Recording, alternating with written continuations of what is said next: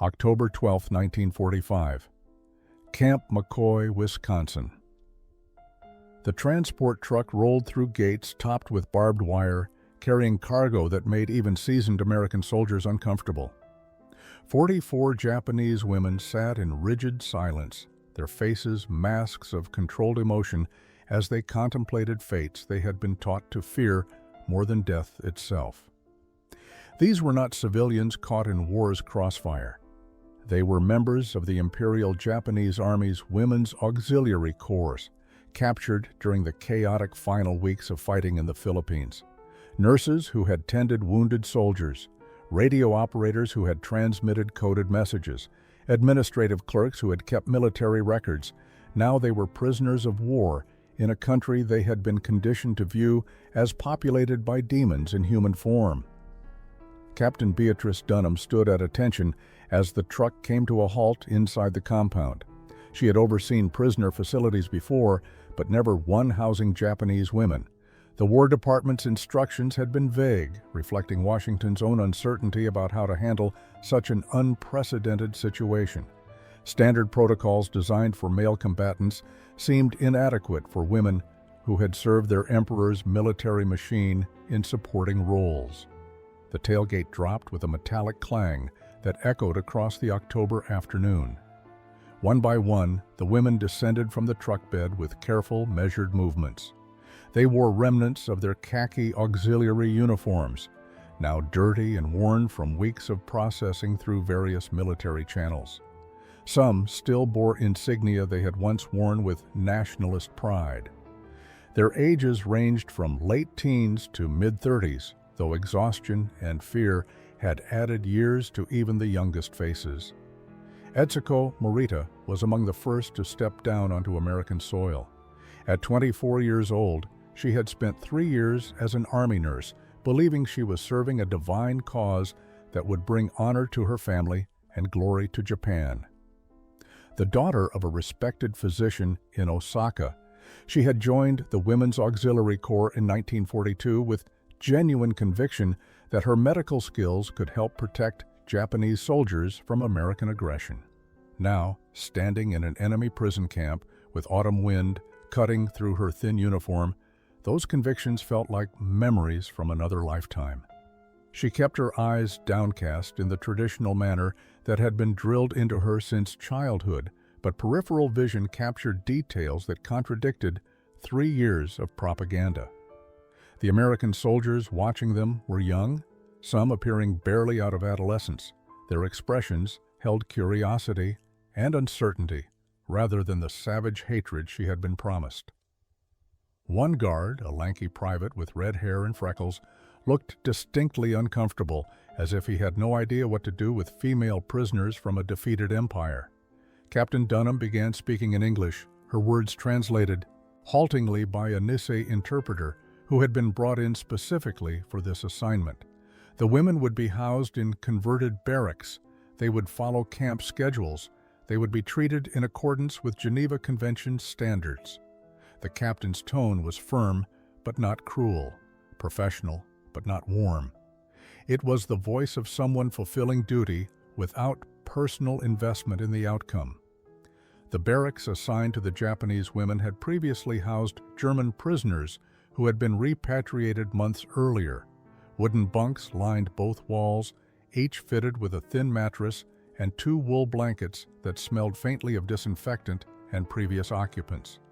A single pot-bellied stove sat cold in the center of the room, promising inadequate warmth against the Wisconsin winter that was already announcing its approach through increasingly frigid nights.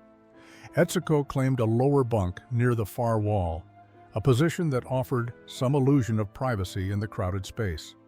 Around her, the other women moved through the motions of settling in with mechanical precision. They folded their few possessions with careful attention, arranged their sleeping areas with meticulous order, and maintained the military bearing that had been their training and their armor against uncertainty. But beneath the disciplined exterior, Etsuko could sense the fear that permeated the barracks like invisible smoke. Sumiko Ando, a 22-year-old radio operator from Nagasaki, took the bunk above Etsuko's. She had been captured alongside Etsuko during the chaotic American advance through the Philippines when their field hospital had been overrun faster than anyone had anticipated. During the weeks of processing and transport, they had formed a tentative alliance based on shared circumstance rather than genuine friendship.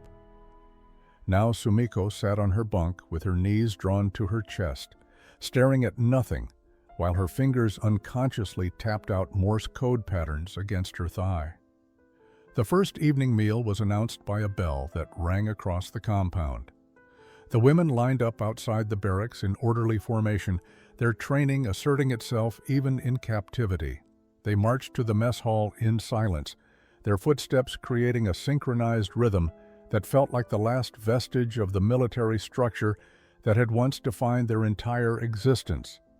Inside the mess hall, they encountered their first substantial interaction with American abundance. The serving line offered portions that seemed excessive compared to the increasingly meager rations they had received during the final months of the war. Plain food, simply prepared, but plentiful in quantities that struck many of the women as almost obscene, given what they knew about conditions back home in Japan. Etsuko accepted a plate of meatloaf, mashed potatoes, and green beans from Corporal Warren Sheffield, who served the food with business-like efficiency. She avoided making eye contact, keeping her gaze fixed on the institutional white plate in her hands. The American corporal said something in English that she didn't understand, his tone suggesting a routine pleasantry rather than anything significant. She gave a slight bow of acknowledgement and moved on. The Japanese women sat together at tables in the corner of the mess hall, as far as possible from the American personnel who occupied the opposite side of the room. They ate in near silence, their chopstick technique adapted awkwardly to American forks and spoons. Conversations, when they occurred at all, were conducted in whispers and consisted mainly of practical observations about the food, the barracks, the schedule that had been outlined through translation. Kyoko Takeda, a 28-year-old administrative clerk who carried herself with the authority of someone accustomed to organizational responsibility, sat across from Etsuko. She had worked in military headquarters in Manila, managing personnel records and correspondence for senior officers. Her English was better than most of the other women's, gleaned from pre-war education and exposure to international commerce in her family's trading business. The propaganda had been relentless and specific. American soldiers, they had been told repeatedly, were barbaric creatures who showed no mercy to Japanese prisoners, particularly women. Training materials had included lurid descriptions of atrocities, illustrated pamphlets depicting scenarios designed to convince female auxiliaries that capture meant fates worse than death. Many women had been issued cyanide capsules and instructed to use them rather than allow themselves to fall into enemy hands. Etsuko had thrown hers away during the confusion of capture, a decision made in a split second of primal survival instinct that she still questioned. Now, 3 weeks into captivity at Camp McCoy, the disconnect between what they had been taught and what they were experiencing created a cognitive dissonance that left many of the women in a state of suspended confusion. The Americans were not committing the atrocities that had been promised. They were not even particularly cruel. They were, in fact, disturbingly ordinary in their treatment of their prisoners. Sergeant Lyle Crawford was perhaps the most confounding example. A 42-year-old career soldier from Iowa, he had the weathered face of someone who had spent most of his life working outdoors. He walked through the compound each morning, conducting inspections with thorough professionalism, checking that facilities were maintained and regulations followed. But he also stopped to fix a loose hinge on the barracks door without being asked, and left extra firewood stacked near the entrance when temperatures dropped below freezing. Etsuko watched these small acts with growing bewilderment. In her understanding of military hierarchy and enemy relations, such gestures made no sense. Guards were meant to be adversarial, maintaining distance, and authority through intimidation. Yet Sergeant Crawford seemed to approach his duties with the same practical mindset he might apply to managing a farm, treating problems as things to be solved rather than opportunities to assert dominance. Private Elmer Cassidy presented an even more striking contradiction. At 19 years old, he was younger than several of the prisoners he guarded. He had the gangly awkwardness of someone still growing into his adult frame, and a habit of blushing bright red whenever he had to interact directly with the Japanese women. He had been assigned to escort details, walking groups of prisoners to work assignments or medical appointments while maintaining the required professional distance. One afternoon in early November, Masako Ogawa stumbled on uneven ground while walking to the infirmary for a scheduled health check. She was the youngest of the prisoners at 21, a medical assistant who had joined the auxiliary corps straight out of nursing school. The stumble was minor, barely worth noting, but Private Cassidy immediately reached out to steady her with an instinctive courtesy that seemed to surprise him as much as it surprised Masako. He pulled his hand back quickly, his face flushing with embarrassment as he stammered something in English that Masako couldn't understand. She bowed slightly in acknowledgement, her own face reflecting confusion about the appropriate response to unexpected kindness from an enemy soldier. The moment lasted perhaps 5 seconds, but it lingered in her memory and in the quiet conversations the women had later that evening. Teruko Saito, the 26-year-old communications specialist, had been observing the Americans with the same analytical attention she had once applied to intercepting and decoding enemy radio transmissions. She spoke rarely but listened constantly, gathering information that might prove useful. November 23, 1945. Thanksgiving Day in America, though the Japanese women had no understanding of what the holiday meant or why the camp's routine had shifted to accommodate it. They had been told through translation that a special meal would be served, but the explanation had been vague, and the women approached the mess hall that evening with their usual mixture of caution and resignation. The dining area had been transformed in small ways that suggested effort beyond mere obligation. Paper decorations hung from the rafters, and the tables had been arranged differently to create a more communal atmosphere. The serving line offered dishes the women had never encountered, foods that held no reference point in their understanding of proper meals. Corporal Warren Sheffield stood behind the steam tables with an expression of focused concentration. He had been working since dawn preparing quantities of food that seemed excessive even by American standards. Turkey, stuffing, cranberry sauce, rolls, sweet potatoes, and the dish that would become the turning point in everything that followed: chicken and dumplings. Etsuko moved through the line with Sumiko beside her, accepting portions of unfamiliar foods while trying to maintain the composed dignity that had become armor against vulnerability. When she reached the chicken and dumplings, Corporal Sheffield ladled a generous serving onto her plate while saying something in English with unmistakable enthusiasm. The tone suggested pride in the dish, a cook's satisfaction in sharing something he believed would be appreciated. She carried her plate to the table where the other women had gathered, studying the contents with uncertainty. The dumplings were pillowy and soft, floating in rich broth alongside tender pieces of chicken and vegetables. Steam rose from the bowl carrying scents that were foreign but not unpleasant, a combination of herbs and butter that bore no resemblance to the miso and dashi broths of home. Kyoko Takeda took the first tentative bite, her expression carefully neutral as she processed the unfamiliar textures and flavors. Around the table, other women followed her lead, lifting forks to mouths while maintaining the reserved composure that had defined their captivity.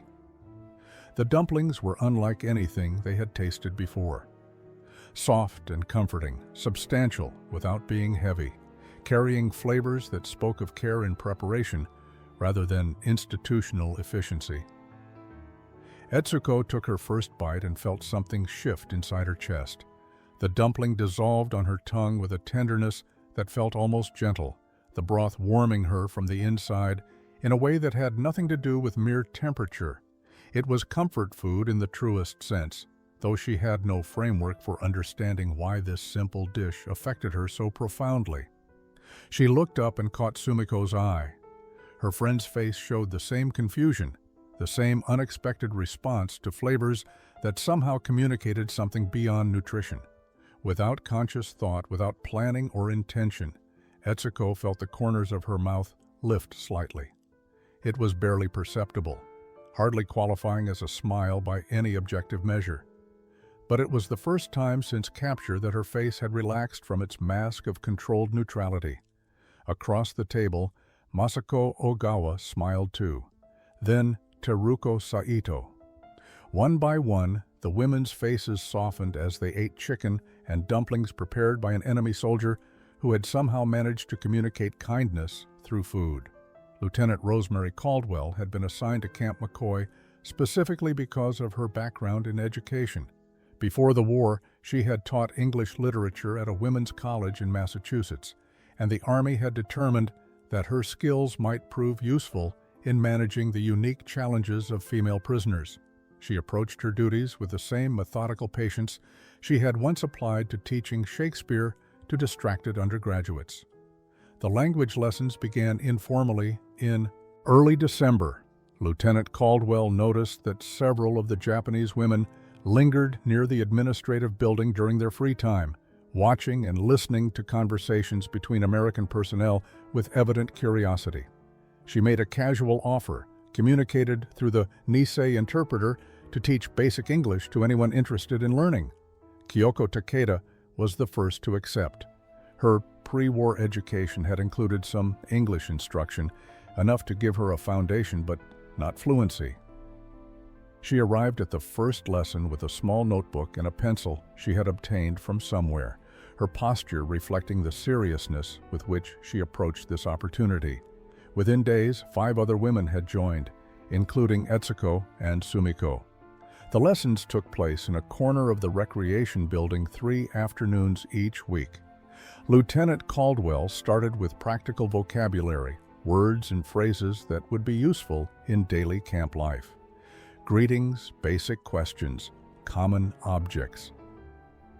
But the lessons quickly evolved into something more significant than mere language instruction.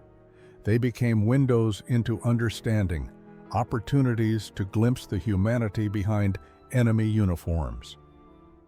Etsuko discovered she had an aptitude for pronunciation, her ear catching subtle differences in vowel sounds that other students struggled with.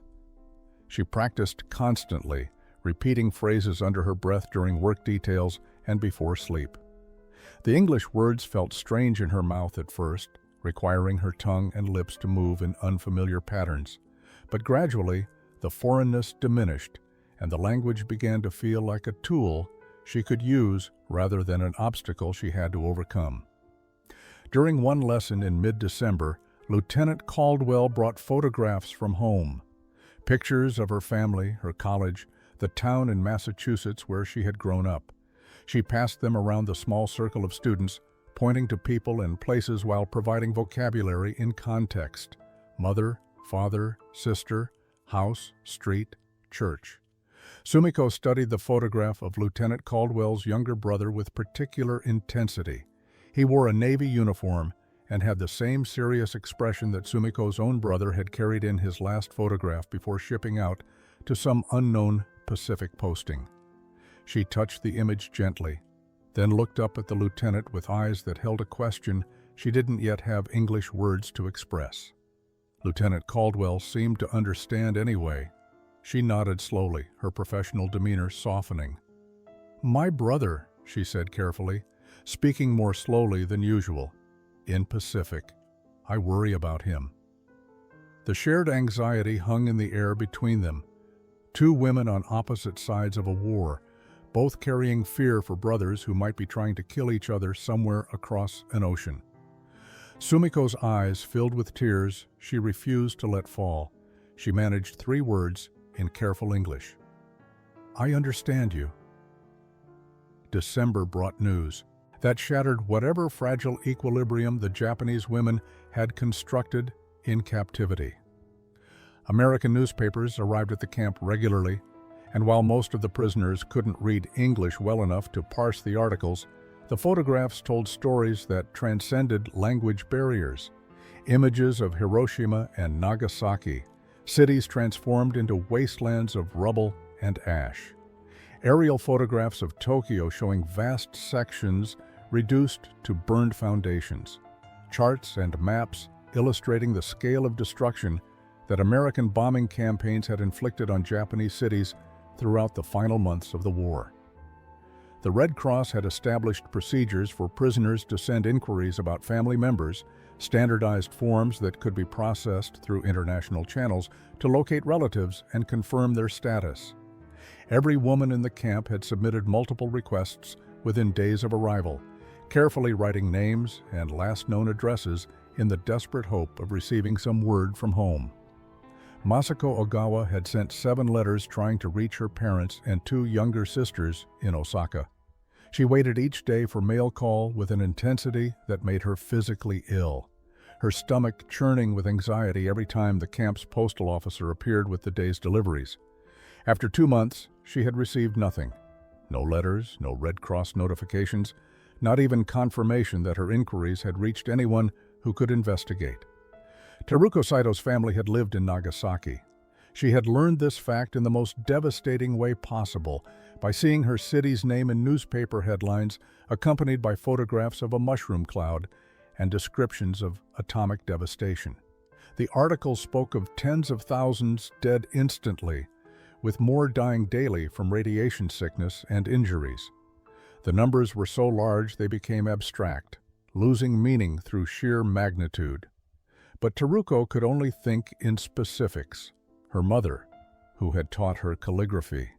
Her father, who had worked at the Mitsubishi shipyard. Her grandmother, who had lived 3 blocks from the Urakami Cathedral. She sat in the barracks staring at a newspaper photograph until Etsuko gently took it from her hands. Teruko didn't cry. She had moved beyond tears into a space of numb incomprehension where grief was too large to process. She simply sat, her body present but her mind somewhere else entirely, trying to calculate the likelihood that anyone she loved had survived. Etsuko's own family had lived in Osaka, a city that had been firebombed repeatedly during the final year of the war. Red Cross reports indicated that approximately 40% of the city had been destroyed, with casualties numbering in the tens of thousands. Those statistics meant that her parents, her younger brother, her grandmother, might be alive, or they might be among the percentages represented by bland bureaucratic language that transformed individual deaths into demographic data. She had received 1 letter, forwarded through Red Cross channels after months of delay. It was from a neighbor, written in August, informing her that her family's house had burned during a March raid. The letter contained no information about whether her family had survived, only the fact that their home no longer existed. The internal conflict became unbearable as winter deepened. Etsuko found herself caught between competing loyalties that pulled at her consciousness with equal force. She was Japanese, raised to honor her emperor and serve her nation without question. Yet that nation had apparently committed atrocities she was only now beginning to comprehend. She was a prisoner of war, yet her captors treated her with more dignity than she had expected, and sometimes more than she felt she deserved. The bonds forming with American personnel felt like betrayal of everything she had once believed. How could she laugh at Private Cassidy's terrible pronunciation when attempting Japanese phrases? How could she feel genuine gratitude when Sergeant Crawford brought extra blankets during a particularly cold snap? How could she look forward to English lessons with Lieutenant Caldwell when American bombs had potentially killed her entire family? Reverend John Patterson began visiting the camp in January, a Methodist minister from the nearby town of Sparta who had requested permission to provide spiritual counseling to the prisoners. He was a thin man in his 60s with white hair and gentle eyes that had witnessed too much suffering during his years of ministry. He spoke no Japanese, but he brought a bilingual Bible and a translator, offering to discuss faith with anyone interested. Etsuko agreed to meet with him more out of curiosity than genuine spiritual need. She had been raised with a mixture of Buddhist and Shinto traditions, but religion had never been a central part of her life. The Reverend didn't attempt conversion or proselytizing. Instead, he asked questions about her experiences and listened with an attention that felt almost therapeutic in its intensity. "You're struggling with guilt," he observed during their third meeting, speaking through the translator with careful precision. "Guilt about surviving when others died. Guilt about finding any comfort here when your people are suffering. Guilt about seeing Americans as human beings rather than enemies." The accuracy of his assessment struck her like a physical blow. She had been carrying all of that without fully articulating it even to herself. The Reverend leaned forward slightly, his expression compassionate but not pitying. "Guilt can be useful if it leads to change," he continued, "but it becomes destructive when it prevents you from moving forward. You didn't create this war. You didn't make the decisions that led to the suffering you're learning about. What matters now is who you choose to become with the knowledge you have." Mrs. Catherine Miller accompanied the Reverend on several visits, a stout woman in her 50s who ran the local Red Cross chapter. She brought small gifts, books in English with simple vocabulary, yarn for knitting, writing paper. Her kindness was matter-of-fact rather than sentimental, the practical compassion of someone who had raised 4 children and understood suffering without dramatizing it. These Americans offered something the women hadn't expected. Not just material comfort or protection from harm, but the possibility of redemption, the chance to rebuild identities shattered by defeat and revelation. Etsuko wasn't sure she deserved such an opportunity, but she found herself wanting it desperately. February 14, 1946. Captain Beatrice Dunham received the telegram she had been expecting but dreading. The War Department had finalized repatriation procedures for Japanese prisoners of war. Transportation would be arranged through West Coast processing centers, with departures scheduled to begin in March. The women at Camp McCoy would be among the first groups processed, given their small numbers and the administrative complexities of housing female prisoners. The captain called a general assembly for the following morning, giving herself one night to determine how to communicate news that should have been welcome but felt increasingly complicated. She had watched the transformation of these women over the past 4 months, witnessed their gradual shift from rigid hostility to tentative engagement with their captors. She understood, perhaps better than Washington bureaucrats could, that repatriation was not the simple return to freedom that policy documents assumed. The 44 women gathered in the recreation building with the same disciplined precision they had maintained since arrival, but their faces now showed emotions that would have been unthinkable in those early weeks: concern, uncertainty, and something that looked disturbingly like dread. They knew why they had been summoned. Rumors had been circulating through the compound for days, carried by fragments of overheard conversations and the subtle tension in how American personnel had been treating them. Captain Dunham stood before them with official documents in hand, her military bearing firmly in place despite the difficulty of what she had to communicate. Lieutenant Caldwell stood beside her to provide translation, though many of the women now understood enough English to grasp the essential meaning before the Japanese version was offered. "Ladies," the captain began, her voice steady and formal, "I have received orders from the War Department regarding your repatriation to Japan. Transportation will be arranged within the next 6 weeks. You will be processed through facilities in California before being placed on transport ships to Yokohama. From there, you will be released to Japanese authorities and allowed to return to your homes." She paused, allowing the translation to complete and observing the reactions that rippled through the assembled women. No relief, no joy, no celebration at the prospect of freedom. Instead, faces that reflected the complex calculation of what returning home would actually mean. Etsuko felt her chest tighten as the reality settled over her. Return to what? Osaka might be rubble. Her family might be dead. Even if they had survived, What kind of reception would she receive as a returned prisoner of war? Japanese military culture viewed capture as ultimate dishonor, a failure of duty that stained not just the individual, but their entire family. Women who had allowed themselves to be taken alive rather than choosing death were seen as particularly shameful. Beyond personal concerns lay larger questions about what Japan itself had become. The newspapers they had been reading suggested a country devastated and transformed, occupied by American forces and forced to confront the reality of unconditional defeat. The empire they had served no longer existed. The values they had been taught to uphold had been revealed as foundations for atrocity. The announcement hung over the camp like heavy fog for 3 days before Etsuko found the courage to articulate what had been growing in her mind since Captain Dunham's assembly. She gathered the women she trusted most in a corner of the barracks during evening free time, speaking in hushed Japanese to avoid being overheard by guards making their rounds. "I don't want to go back," she said simply, the words feeling like both confession and revelation. "I have been thinking about this constantly, and I cannot see a future for myself in Japan.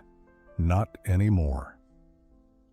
Sumiko looked at her with eyes that reflected the same internal struggle.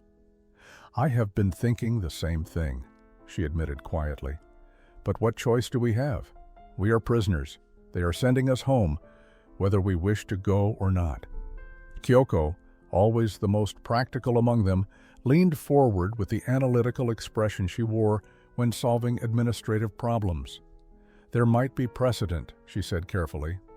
"I have been reading about displaced persons policies in the newspapers Lieutenant Caldwell brings. Europeans who cannot return to countries now under Soviet control are being allowed to seek asylum in America. If we could make a case that returning to Japan would place us in danger—" "It would place us in danger," Masako interrupted, her voice sharp with certainty. "We would be treated as traitors, women who survived when we should have chosen death, women who learned English and ate American food and smiled at enemy soldiers. They would never forgive us." Teruko spoke for the first time, her voice still carrying the flatness that had characterized her speech since learning of Nagasaki's destruction. "I have nothing to return to," she said. "My family is dead. My city is gone. What am I going back for? To live among the ruins and the radiation?" Over the next week, similar conversations spread through the barracks. Not all the women shared these feelings. Some maintained fierce loyalty to Japan despite everything, determined to return and contribute to reconstruction regardless of personal cost. Others felt obligated to search for surviving family members, unwilling to abandon that responsibility even if it meant facing shame and hardship. But a core group of 11 women, led by Etsuko, reached the same conclusion. They wanted to stay. The question was how to make such an unprecedented request without appearing ungrateful or disrespectful to the authorities who held complete power over their futures. Etsuko volunteered to approach Captain Dunham directly, her English now fluent enough to communicate complex ideas without relying entirely on translation.